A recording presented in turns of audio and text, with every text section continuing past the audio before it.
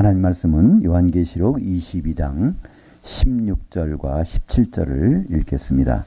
나 예수는 그 교회들을 위하여 내 천사를 보내어 이것들을 너희에게 증언하게 하였노라. 나는 다윗의 뿌리요 혈통이니 곧 광명한 새벽별이라 하시더라. 그러자 그 영과 신부가 말하기를 오시옵소서 하였고, 듣는 자도 오시옵소서 할 것이요 목마른 자도 올 것이요 또 원하는 자는 값없이 생명수를 받으라 하더라.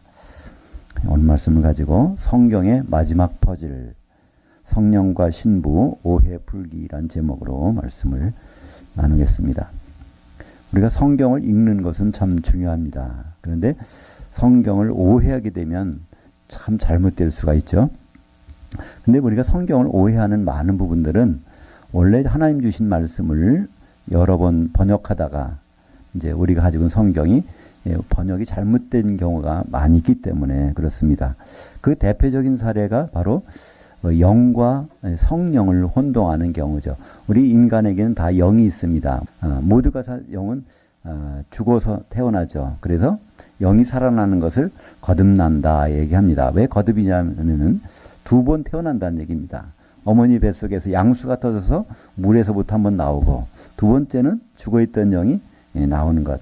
그래서 영이 살아나는 것을 말씀하신 것이 요한복음 3장 5절의 내용인데, 이 말씀 우리말 성경 번역에는 어떻게 되어 있죠? 사람이 물과 성령으로 나지 아니하면 하나님 나라에 들어갈 수 없느니라. 그래서 우리가 거듭날 때 물과 성령이 있어야 거듭나나 보다, 이렇게 오해를 하게 됩니다. 그러니까 거듭난 사람들은 나 성령 받았다 생각하죠. 근데 이 말씀에서 여기는 성령이란 단어가 없습니다. 그리고 아예 설명이 돼 있죠. 그 다음 3장 5절 해석은 3장 6절에 있습니다. 예수님이 육에서 난 것은 육이요 바로 영으로 난 것은 영이니, 그래서 육에서 난 것, 어머니 뱃속에서 나온 것은 그건 육신이라는 거예요. 근데 영으로 난 것은 영이 살아나면 그것도 영이 난 것이라는 것입니다. 그러니까 영이라는 것은 무엇일까요? 짐승에는 없는 것이죠. 우리 인간에게만, 아담 이후로 우리 인간에게만 있는 것이 영입니다. 짐승에는 뭐가 있을까요? 혼이 있죠. 그래서 혼이 떠나가면 시체가 됩니다. 인간도 마찬가지입니다. 우리도 혼이 떠나가면 시체가 됩니다. 근데 우리에게는 영이 들어있다는 것이죠. 근데 문제는 영이 죽은 상태로 태어난다는 것입니다. 아담이 선악과를 먹는 순간에 바로 영은 죽었고, 그래서 그 영이 살아나야 되는 과제가 계속 있어 왔죠. 구약시대 때 모든 사람들은 믿음으로 그 영이 살아났습니다. 그죠? 그래서 그 대표적인 얘기가 민수기 21장에 나온 놋뱀 사건을 가지고 예수님은 말씀하시죠. 니고데모가 와서 도대체 거듭난다는 것이 무엇입니까? 그랬더니 넌 유대인이 선생으로서 그걸 모르느냐? 광야에서 사람들이 장대에 달린 놋뱀을 들린 것을 본 것처럼, 이 말씀을 기억하시죠? 그것은 하나의 그림자입니다. 광야에서 그 사람들이 원망하고 신앙이 이제 불신앙으로 갈 때 불뱀이 나타나 사람들이 죽게 됐죠. 그때 이 모세를 통해서 하나님은 말씀하시죠. 놋뱀을 장대에 달아서 넣으라. 그걸 쳐다보는 사람은 다 살아나리라. 그래서 그걸 쳐다보는 사람은 살았죠. 그 놋뱀이라는 것이 무엇일까요? 놋뱀이라는 것은 두 가지 금속이 합금입니다. 바로 불이와 아연의 합금이죠. 아연이라는 건 하얀색이 금속이고요.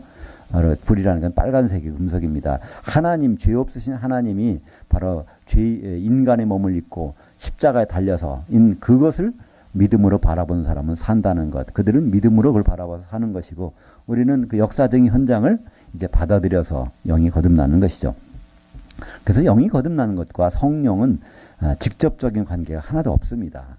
예수님이 제자들은 다 거듭나서 예수님을 따라다니는 사람들이었죠.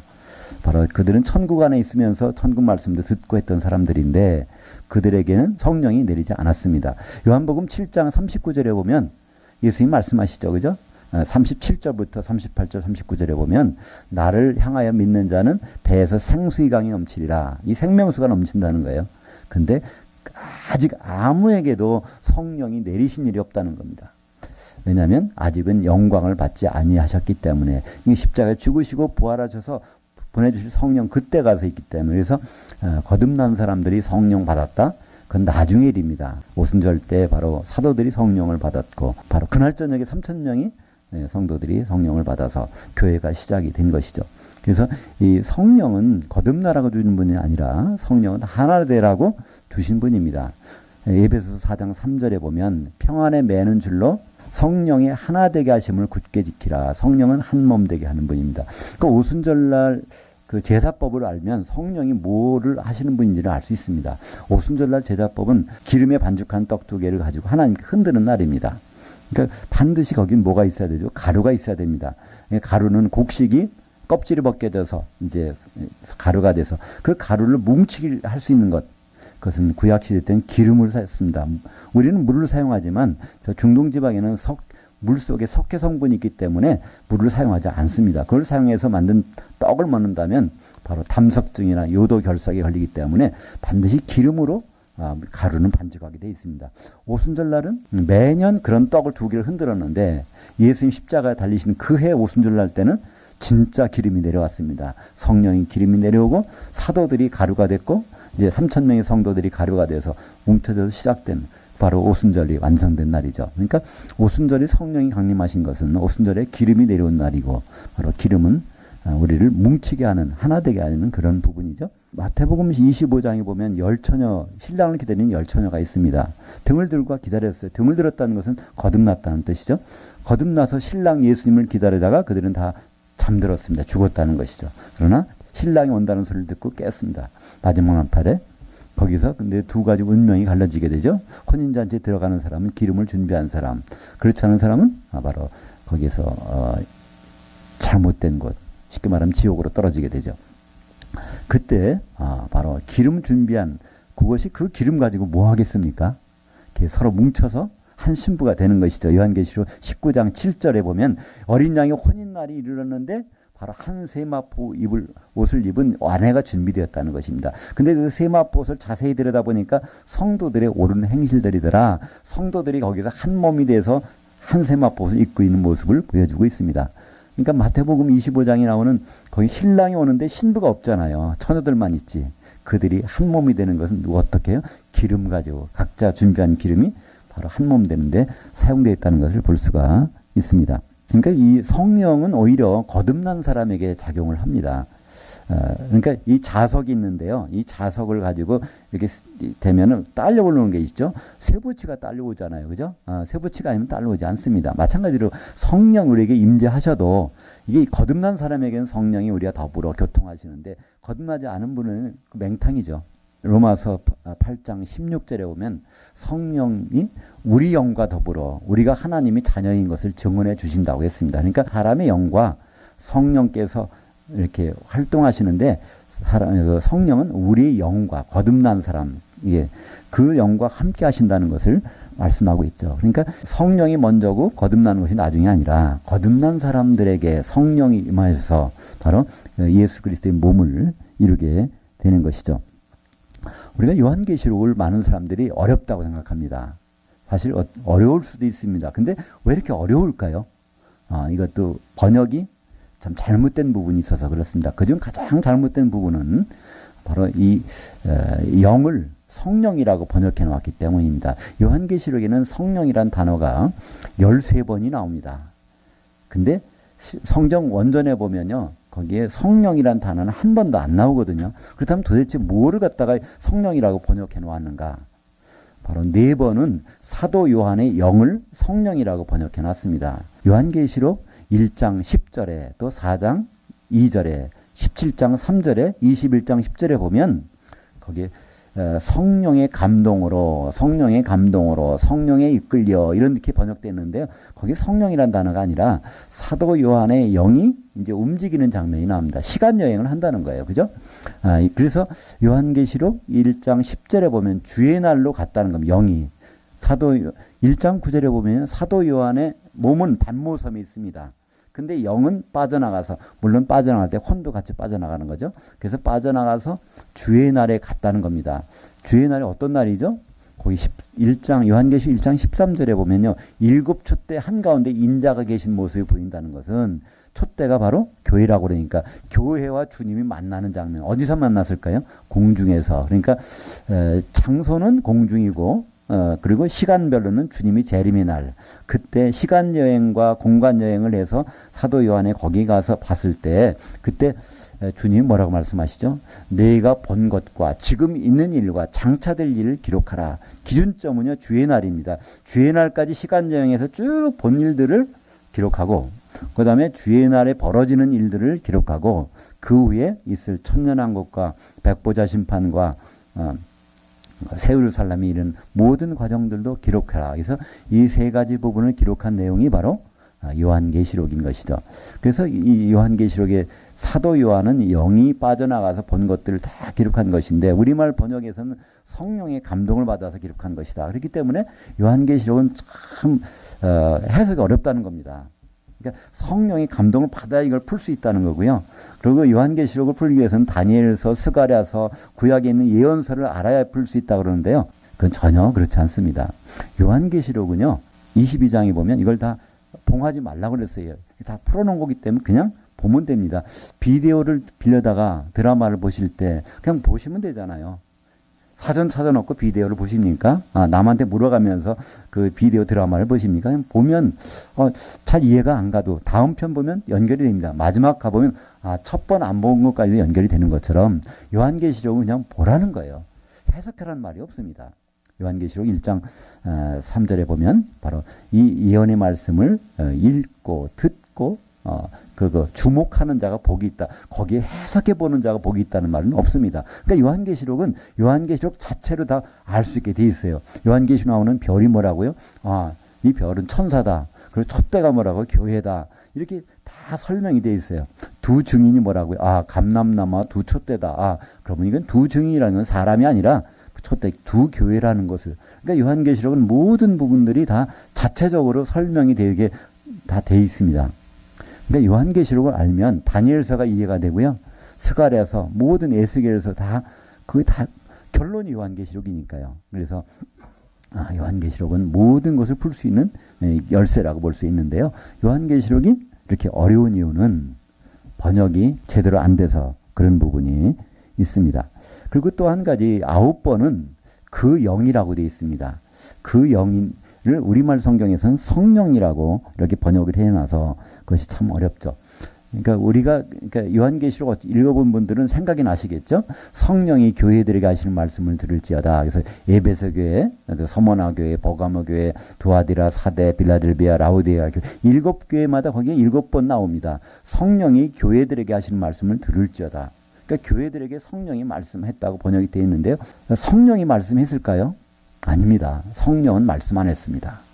오늘 그 부분이 나옵니다. 여기에 요한계시록 22장 16절에 보면 나 예수는 교회들을 위해서 내 천사를 보내서 이것들을 너희에게 증언하게 하였노라. 여기서 누가 증언했다고요? 예수님의 천사가 가서 증언을 했다는 겁니다. 교회들에게 증언했다는 거예요. 교회는 바로 이 성령이 충만한 것입니다. 성령이 충만한 교회에 성령이 증언한다? 말도 안 되잖아요. 그죠? 예를 들어서 기물수라는 사람인데 기물수에게 말을 한다? 이거 이상하잖아요. 그러니까 그것은 전혀 주의 천사가, 그러니까 주의 천사란 뭘까요? 예수님의 천사. 그러니까 예수님의 모습을 똑같이 한 그 천사가 나타나서 이것을 다 전해준 것입니다. 그러니까 이 예수님의 천사는 요한계시록에 딱 2번만 나와요. 요한계시록 1장 1절에 보면 거기에 예수 그리스도의 계시라 이는 하나님의 그에게 주사 반드시 속히 일어날 일들을 그 종들에게 보이시려고 그의 천사를 그의 종 요한에게 보내어 알게 하신 것이라. 그러니까 그의 종들이 있는 곳에 교회잖아요. 누굴 보냈다고요? 그의 천사를 보냈다는 겁니다. 그러니까 그의 천사는 예수 그리스도의 천사를 보냈다.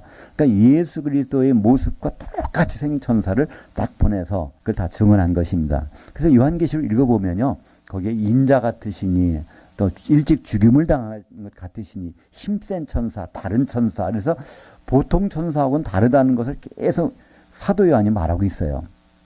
왜냐하면 사도 요한은 예수님과 같이 다니는 사람이잖아요. 근데 그분을 잘 못 알아봐요. 첫째 못 알아보는 이유는 뭘까요? 부활하신 예수님은 과거 예수님과는 전혀 다른 모습이에요.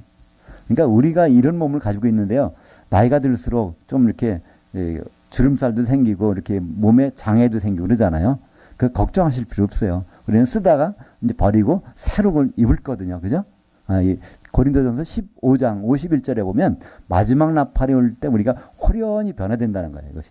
이 몸은 두고 새로운 몸을 입고 주님을 만나러 올라갑니다. 그 영의 몸을 처음으로 입은 분이 누굴까요? 예수 그리스도. 주님은 그 전에 우리가 똑같은 몸을 입고 오셨는데 부활하실 때는 바로 부활의 첫 열매가 되셔서 영의 몸을 입으신 분입니다. 영의 몸이라는 건 없는 게 아닙니다. 그죠? 바로 영의 몸을 입고서 제자들 만나시잖아요. 그리고 방에 들어가시고 식사도 하시고 똑같이. 그러나 그거는 이 시공간의 제어를 받지 않는 그런 영의 몸을 우리가 다 그런 몸으로 변하게 될 것입니다. 요한계시록은 1장부터 22장까지 있는데요. 그 4편의 드라마입니다. 4편의 비디오 테이프입니다. 1장 10절에 보면 사도 요한이 바로 영으로 주의 날에 가서 거기에서 본 것들. 4장에 가보면 이리로 올라오라. 셋째 하늘에 올라가서 거기서 쭉 본 앞으로 될 일들을 천국의 사령부에서 다 본 것이죠.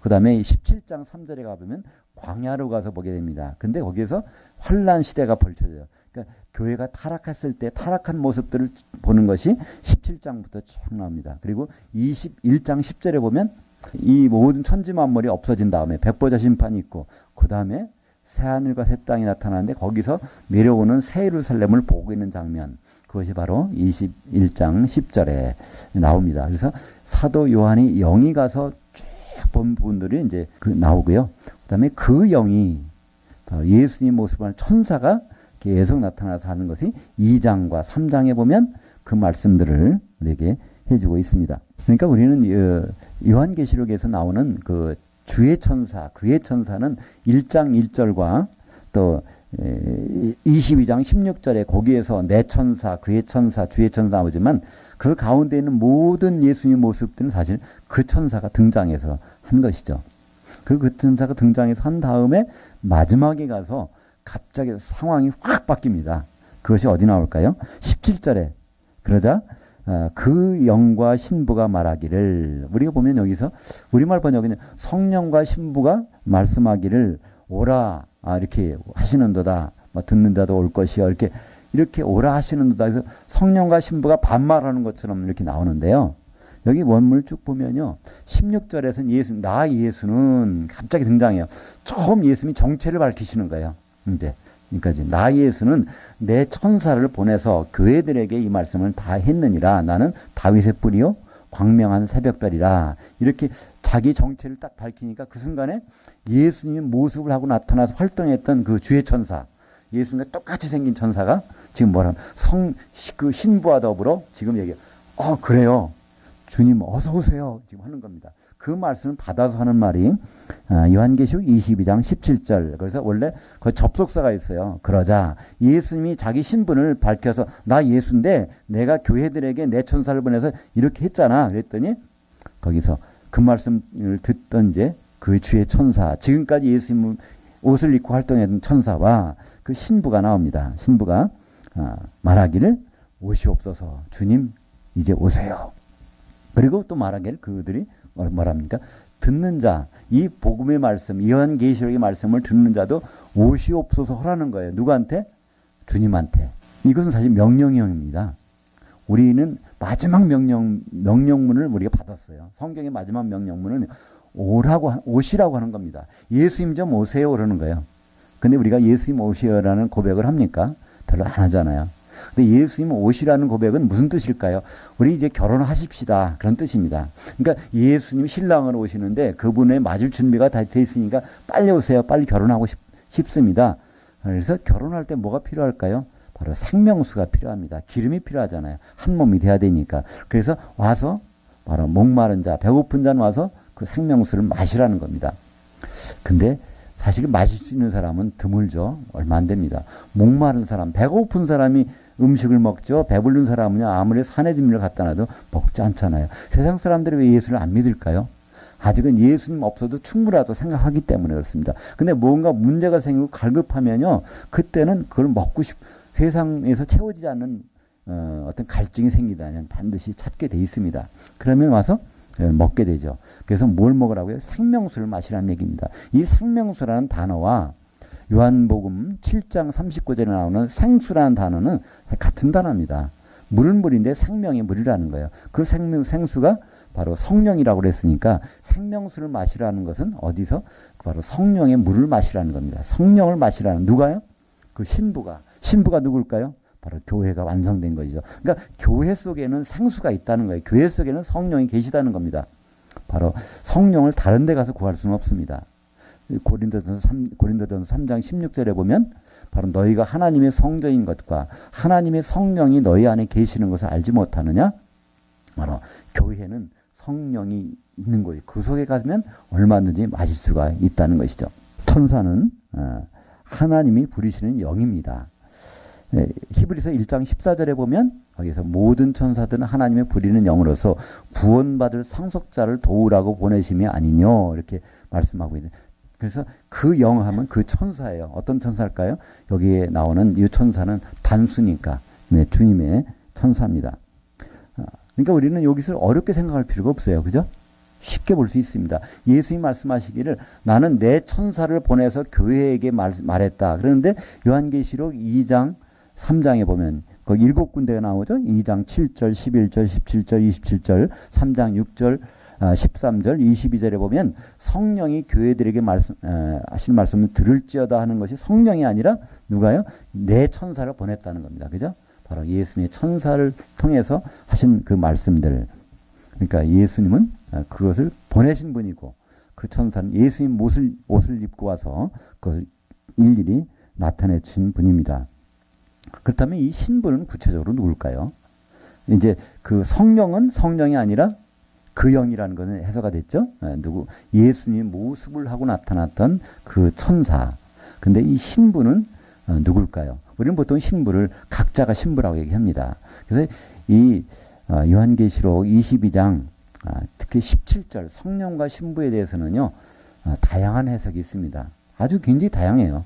근데 그 성령이라는 것이 성령이 아니라고 이렇게 가르쳐 주신 분은 글쎄요. 저는 거의 아직은 못 들어봤는데 그건 성령이 아니고 바로 예수님의 천사고. 그럼 신부는 누굴까? 신부는 또 다른 곳에는 이렇게 이상하게 얘기하는 데도 있어요. 그죠? 하나님 어머니라고 얘기하는 곳도 있고 또 그것은 뭐 주가 예수님이 보내주신 그 목자 어떤 총회장과 그와 같은 성도들이 바로 이 신부라고 얘기하는 경우도 있고, 그러니까 여하튼 신부가 굉장히 많다는 겁니다. 한마디로 어떤 데는 한 사람인데 하나님 어머니라고 하는 등장하고 있는 누구 장모시라는 분이 바로 신부라고 하기도 하는데, 여기서 신부는 단수입니다. 왜 단수가 될까요? 어린 양 예수님이 한 분과 신랑 결혼할 분은 하나니까. 그렇다면 바로 이 교회 성도들이 한 몸이 돼서 나타나는 것, 그것이 바로 여기서 신부죠. 이것은 바로 요한계시록 21장에 9절과 10절에 설명이 되어 있습니다. 신부가 누구인지에 대해서 이 요한계시록 21장 9절을 제가 읽겠습니다. 7 대접들을 가지고 마지막 7 재앙들을 담은 7 천사들 중 하나가 나와서 내게 말하여 이르되 이리 오라. 내가 신부 곧 어린 양의 아내를 내게 보이리라. 그 다음 10절에 보니까 그는 바로 거룩한 성 새 예루살렘. 그래서 신부는 뭐 나 개인이다, 누구 뭐 어떤 목자다, 뭐 얘기할 필요도 없습니다. 요한계시록에 딱 있어요. 어린 양의 신부고 새 예루살렘이라는 겁니다. 과연 이 새 예루살렘이 누가 새 예루살렘인가요?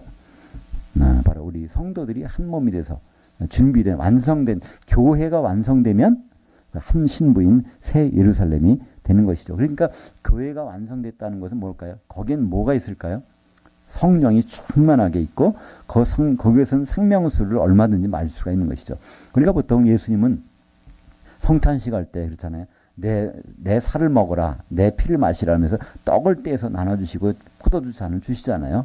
그 떡은 무슨 의미일까요? 떡에는 안 보이는 것이 있습니다. 그죠? 이 밀가루가 떡이 될 때까지는요, 거기에 기름이 우리는 물로 반죽하지만 기름이 성령의 기름이 충만하다는 겁니다. 교회가 완성되면 거기에는 성령이 충만하다는 뜻이죠. 그죠? 그러니까 교회 속에만 들어오면 성령의 물을 얼마든지 마실 수가 있는 것입니다. 고린도전서 12장 13절에 보면 바로 우리가 유대인이나 힐라이나 종이나 자유자나 다 한 성령으로 잠겨져서 한 몸이 되었고 다 반죽돼서 하나가 되었다는 거예요. 그리고 다 한 성령을 마시게 하셨느니라. 그러니까 어디서 마신다고요? 바로 교회 안에서 그 성령의 기름을 마시는 것. 오늘 요한계시록 22장 16절에 17절에 바로 값없이 생명수를 받으라. 이것은 바로 교회 안에서 성령의 기름을 얼마든지 마실 수 있다는 말씀이죠. 그러면 이와 같이 요한계시록에서는 성령이라는 단어가 13번 있는데 한 번도 없는 이유는 우리는 이제 자연히 알게 됩니다. 이 교회라는 것은 바로 그러니까 요한계시록은 교회에게 주신 말씀인데 교회는 성령의 반죽으로 된 덩어리잖아요. 그러니까 이미 성령이 충만한 곳에다가 막 어떤 성령이 말씀하실 필요가 없지 않습니까? 그죠? 그래서 성령이 없다는 말씀이 아니라 요한계시록에서는요, 거기에서 이루어진 그 교회나 그 새 예루살렘 그 신부가 바로 성령 덩어리라는 것이죠. 그러니까 성령 덩어리이기 때문에 우리는 성령이 거기에서 부를 필요가 없는 것입니다. 그래서 우리는 요한계시록에서 성령이 없다 그러면 성령이 안 계시다는 뜻이 아니라 거기에 충만히 교회 가운데 또 어린 양의 신부 가운데 충만히 있다는 것을 알 수 있는 것이죠. 우리가 많이 오해하는 것 중에 하나가 봐요. 성령을 소지품이라고 생각합니다. 나 성령 받았다. 어느 집회 가서 성령 받았다. 그러면서 내가 성령을 갖고 계시니까 나는 걸어다니는 성전이다 얘기하는데요. 그건 맞지 않는 말씀입니다. 성령은 개인에게는 이게 활동하는 것이 이제 될 수가 없습니다. 왜 그럴까요? 주님이 미리 말씀하셨거든요. 마태복음 18장 20절에 보면 두세 사람이 내 이름으로 모이는 곳에 내가 거기에 있을 것이다 하면서 예수님은 내 이름으로 뭘 보내주신다고 했어요? 성령을 보내주신다고 하셨기 때문에 성령은 적어도 두세 사람이 있는 곳에만 활동하실 수 있습니다. 안 계시다는 뜻이 아니라 거기서 그분의 역할을 하실 수 있다는 얘기입니다. 지금 앉아 계시는 의자는요, 다리 4개가 성하기 때문에 앉아 계시잖아요. 만약에 다리 한두 개가 빠졌다면요, 거기까지는 오셨지만 의자에 앉아 계실 수가 없습니다. 바로 우리 성령께서는 성도들이 서로 한 몸을 이루려고 하는 곳에 반드시 거기에 계시게 되는 것이죠. 요한계시록 그래서 요한계시록 22장 16절에서 나 예수는 그 교회들 위해서 내 천사를 보내서 이것들을 너에게 증언하였노라. 너희에게 이것을 증언하노라. 그래서 그거를 받는 사람이 있어요. 그것이 바로 대답하는 사람들이죠. 거기엔 주의 천사가 있고 그 신부 바로 7개의 교회가 합쳐진 모습이죠. 그들이 거기서 대답을 하는 것입니다. 그래서 요한계시록 22장 17절은 이 문장은 너무나 중요합니다. 우리가 보기에는 그냥 성령과 신부가 말씀하기를 오라 하시는도다. 듣는 자도 올 것이요 할 때 그런 말로 들으면요, 성령께서 우리를 오라고 하나 보다. 우리는 성령의 말씀을 귀를 가야지. 그런 말씀이 아닙니다. 여기서 바로 그 천사와 그 신부가 예수님 그래요 오십시오 재림하세요 그런 뜻이죠. 그죠? 그리고 이 말을 듣게 되는 요한계시록을 22장까지 듣게 되는 모든 사람도 오시옵소서 하라는 명령문입니다. 그 성경에는 명령문이 굉장히 많아요. 구약 성경에는 613개의 명령문이 있다고 그러죠. 그걸 계명이라고 그러는데 신약 성경에도 계명이 많이 있습니다. 서로 사랑하라, 기도하라 많이 있지만요. 성경 요한계시록 성경의 맨 마지막에 나오는 명령문이 있습니다. 그것이 바로 22장에 특별히 우리 성도들에게 하시는 마지막 명령문은 요한계시록 22장 17절입니다. 거기서 마지막 명령문이 뭘까요? 오시옵소서 하라는 거예요. 이 말씀을 복음의 말씀 듣는 사람들은 주님 오시옵소서 여기에는요 주님이라는 단어가 빠져 있습니다. 왜 그럴까요? 헬라어에는요 주어가 빠지는 경우가 많이 있습니다. 우리 영어는 대개 주어가 있죠. 그러나 스페인어나 독일어나 불란서나 그런 말을 하면요 주어는 다 빠집니다. 대개 동사만 가지고 설명을 해요. 근데 동사의 어형 변화가 있어서 동사만 알면 그러면 이게 누구라는 걸 알 수 있습니다. 영어도 그렇잖아요. We are, I am. 그러니까 am이 붙으면 주어가 I라는 걸 알 수 있잖아요. 그죠? We are, 이건 뭐냐 복수구나 알 수 있듯이 그래서 이 오시옵소서라는 단어는 헬라어로 에르쿠라고 합니다. 에르쿠 할 때는 누구에게? 주님을 향해서 에르쿠라면 주님 어서 오시옵소서 그런 단어가 거기에 들어가 있는 것이죠. 이것이 바로 성도들에게 주신 마지막 명령문입니다. 우리는 과연 이 명령문대로 이행을 하십니까? 그러니까 주님 오시옵소서 이런 말씀을 하고 있냐 말입니다. 그 말씀을 할 수 있는 자격이 있죠. 바로 결혼 준비된 자만이 신랑 되신 주님 어서 오세요라는 고백을 할 수가 있을 것입니다. 우리는 주님이 주신 마지막 명령문, 최종 명령을 잊어버리기 때문에 주님 오시라는 말을 우리는 안 하잖아요. 그러니까 그 말을 안 하다 보니까 준비할 것도 없어요. 근데 만약에 정말 주님 어서 오세요라고 준비한다면 우리 결혼 준비가 돼 있습니다. 우리 기름 준비가 다 돼 있거든요. 그런 고백이잖아요. 그 기름은 바로 생명수입니다. 여기 오늘 보니까 주님이 말씀하시죠. 나는 다윗의 뿌리요. 다윗이라는 건 왕이잖아요. 왕으로 오시는데 예, 바로 광명한 새벽별이다. 예수님은 새벽별로 오십니다. 새벽별이 나타나려면 어떻게 나타납니까? 아주 칠흑 같은 밤이 반드시 지나야 돼요. 점점 세상과 교회가 타락하고 어둡게 돼서 그런 터널을 지난 다음에 바로 새벽별이 나타나잖아요. 예수님은 바로 새벽별로 나타나십니다. 요즘 세상을 보세요. 그죠? 얼마나 어두워져 갑니까? 조명이 많지만 그건 조명이 그런 어둠이 아니잖아요. 그죠? 그리고 교회를 보세요. 교회가 얼마나 어두워져 갑니까? 예수님이 이제 나팔을 불 때마다 뭐라고 돼 있죠? 해, 달, 별, 이거 다 빛을 잃어간다는 거예요. 빛은 원래 그대로 있잖아요. 해가 빛을 잃을 때는 뭐죠? 오염이 되면, 대기가 오염되면 해는 비추는데 오염이 되는 거잖아요. 그래서 요한계시록 보면 해, 달, 별, 이게 3분의 1 빛을 잃어버린다는 겁니다. 이 복음이 흐려진다는 거죠. 그 세상도 흐려지고 그때일수록 바로 주님은 새벽별로 나타날 것입니다. 새벽별은요, 밝을 때는 나타나지 않습니다. 반드시 칠흑 같은 어둠을 통과한 다음에 주님은 나타나게 되죠. 바로 성경에서 성도들에게 대해 주어진 최종 명령, 에르쿠, 주여 오시옵소서. 듣는 자는 반드시 이 명령을 말을 해야 된다는 거예요. 주여 오시옵소서. 세상 사람들에게 주님께 오라는 얘기가 아니라 주님 오시옵소서 말이 바로 에르쿠. 요한계시록은 바로 이 명령을 하는 말로 끝납니다. 누가 하죠? 사도 요한이 바로 주 예수여 어서 오시옵소서. 에르쿠 큐리의 예수. 이것이 바로 성경의 마지막입니다. 우리가 정말 주님을 오시옵소서 할 수 있을 때 우리는 성령이 충만하다. 생명수가 충만하다. 생명수를 마시고 있다는 그 증거입니다. 성경의 마지막 퍼즐. 성령과 신부가 누구인가? 거기는 성령과 신부는 우리가 생각했던 그런 분이 아니고 또 성령의 마지막 명령문은 우리를 오라고 하는 것이 아니라 우리가 주님께 향해서 오시옵소서 하라는 그 명령문입니다. 기도하겠습니다. 하나님 아버지 감사합니다.